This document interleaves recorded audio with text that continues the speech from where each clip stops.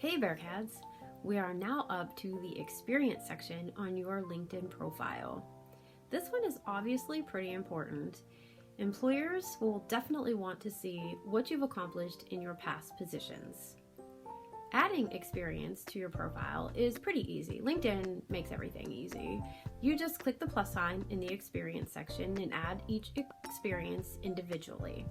If you see the company that you've worked for in LinkedIn's suggested drop-down menu, then you'll want to choose from there. That way, the company logo populates onto your LinkedIn profile.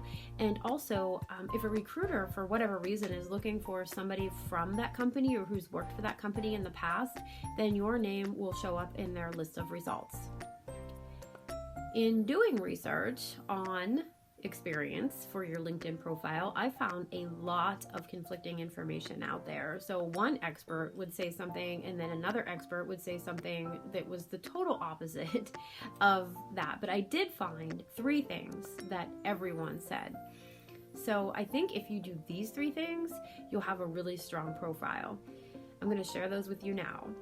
Number 1, your LinkedIn profile should complement your resume. It should not be an exact replica of it. Whenever you're doing a resume, you'll want to tweak it just probably a little bit, just for each individual job that you're applying for. You're going to want to make it specific to that job. But your LinkedIn profile should be a little bit more general.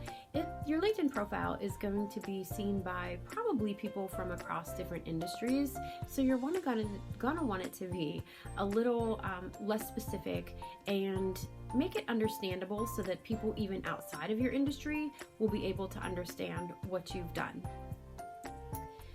And also, your resume, if you're a young professional, needs to be 1 page. But your LinkedIn profile can include jobs maybe you had a couple years ago that didn't make it onto your resume. So you can use it in that way too.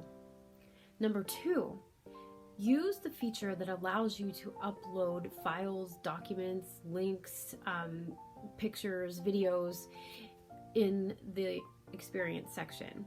So it's a really nice feature that LinkedIn offers you, and it can be used in a ton of ways. And actually what it does is it gives employers a visual to go along with what they're seeing on your LinkedIn profile. So instead of just reading it on your LinkedIn profile, they can actually see it.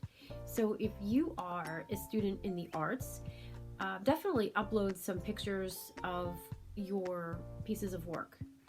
If you had an internship over the summer in some type of research field and you're allowed to share that research, maybe do a couple PowerPoint slides about what you learned on that experience.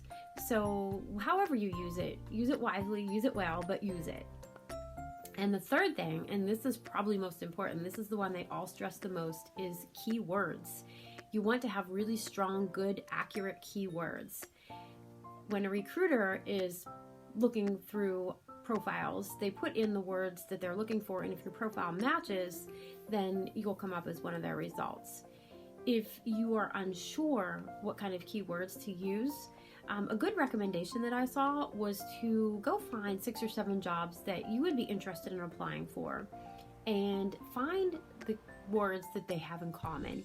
And if you legitimately have those, now do not embellish here, if you legitimately have experienced those or learned them in class, you are able to put them on your LinkedIn profile. So those are the 3 things that they all said. Now, if you do those 3 things, as I said, you will have a really strong, robust LinkedIn profile that will attract employers.